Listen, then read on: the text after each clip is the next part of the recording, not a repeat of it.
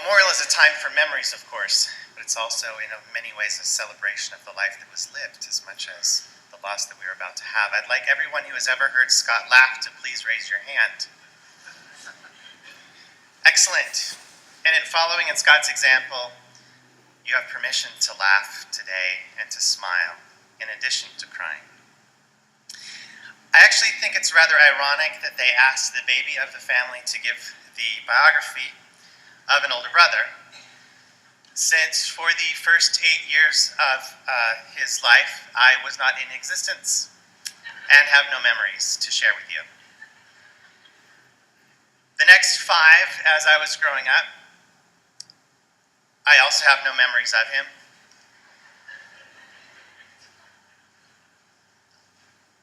And yet he had a profound effect on me in a way that in some ways only science can prove. I don't know if you're aware, but in the last several decades we've been able to make great leaps forward with neuroscience and neuropsychology, with the MRI and the fMRI, being able to see the brain working in everyday situations. And we're beginning to understand how we think and why we think, how our brains are formed in a real practical level rather than just looking at behavior. And what scientists have found is essentially that the foundation of the way our brain is going to operate, our cognition, our emotions, our personality formation, essentially happens in those first 5 years. The first 5. I know they use it for all sorts of things, but it really is critical in developing how we're going to think and the people that we're going to be. So while I can't remember all the details of my first 5 years, I've heard from my older sibling, the youngest of 5, by the way. Eric was our oldest, and then Kimber, our only sister. She survived. Our brother Chris, Scott, and then myself. Chris can remember when moving into the house in Redlands, we lived about 3 houses down from extensive orange groves, and how Scott really taught him what orange groves have the potential to be for young boys. But after mucking about in orange groves, apparently Scott would come home and he would feed his little brother, and he would change his little brother's diapers, and he would laugh and coo at his little brother before probably going off and causing more trouble for the neighbors. And probably about 41 years ago, he was going to school. He walked back and forth to school. We all did from where we lived. But he always came home, and then he would play games, and he would read to me, which I found out recently from another sibling that basically everybody was required to do. They all had to read to their little brother. And I'm sure he did it with great animation and great humor. But about 40 years ago, give or take, as my brain was developing and it decided it needed to start communicating with all of these hordes of people that was our family around, and I had to choose a word, and the word that came out was cut. I couldn't say Scott at that point. But I think it's enormously telling that it wasn't other words like baba or poop or whatever else it might be. It was an attempt to say Scott's name. As Scott was sick initially at UCLA and we were able to have some communication, I just wrote down a few thoughts for him. And I shared a few memories of our time together. He tried to teach me to juggle. For those of you that aren't familiar with his juggling, he was absolutely amazing once upon a time. And I don't think he did torches recent. Did he? No, okay. But he used to. He was a good juggler. He tried to teach me, didn't take. He was amazing at a unicycle. Like 6 or even, story high, he would do his unicycle and juggle torches there too, because that's what he did. Tried to teach me that. Didn't take. Couldn't do any of those things. Because we're the closest in age, we had things like our bellies drawn on by our dad and other things we used to do. I remembered last night as I was laying in bed, we used to go camping, and the family had certain places. With that family of 7 and all their friends, you don't normally go to the Ritz for a vacation. So we did a lot of camping, and I remember we went to Joshua Tree kind of every February.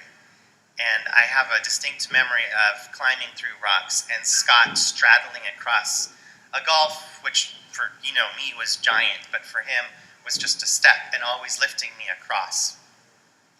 I remember stories of, we had this large 2-story house, and on the top of it, amongst the decorations, which we all used to decorate, including the dog used to climb up and down the ladder too, Scott's dog Shotzi, had a giant sign that said, "Welcome Santa," with like a 3 billion watt bulb that would flash, to the north to welcome him onto the roof. And Christmas Eve in the afternoon, we'd climb up there and I would lay out carrots for the reindeer. And, you have to prove that the reindeer actually came. And so it was Scott's job every year to go up and eat carrots on the roof. In the middle of the night, on the part of the roof, I might add, that was right above my bedroom at that point. And that, that's a wonderful thing. I'm sure there are many brothers that would do that, particularly if they were told to. "Dad, go up there and chew on the carrots for your little brother." And no doubt they would. But there was one particular Christmas where it was very late and it was dark. It was raining, like today. It was very cold. And Scott knew he had to go up there. He thought, well, I need to get this out of the way, before it gets too late. So he climbs up on top of the roof, starts eating. Well, the little old lady who lived next door had baked goods for us, and so she had called over, and, Mom sends me to get the baked goods. So now Scott's standing on top of this big house with a 3 billion watt bulb flashing on him as I'm walking, down the sidewalk, and he had to, plaster himself to that roof to hide in the rain, in the cold, with carrot in his mouth at age 15, so that I could continue to have Christmas with Santa. All those things add together in a rather remarkable way. Because Scott had such an amazing influence on me, even though I can't remember those formative years, because of that word "caught," I know that whatever he was doing and however he was doing it made a huge impression on me as a baby and as a toddler and as an infant and as a young child growing up. That I truly could not be the man I am today if he were not the big brother that he was. One final thought. I'm not particularly tall. I knew I wasn't going to be particularly tall, but I actually had one goal as a youth, and it was not to become a fireman. It was to be as tall as my big brother Scott. Something I never achieved. And not only in height, he had a bigger-than-life personality, and a bigger-than-life heart, and a bigger-than-life brain to go along with it, and bigger-than-life energy. And like our mom, Scott ran on 2 speeds, high and off.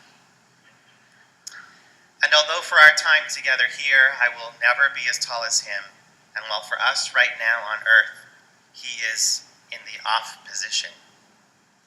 He's now in heaven. God has given him new batteries, and he'll never have to be off again. Thank you.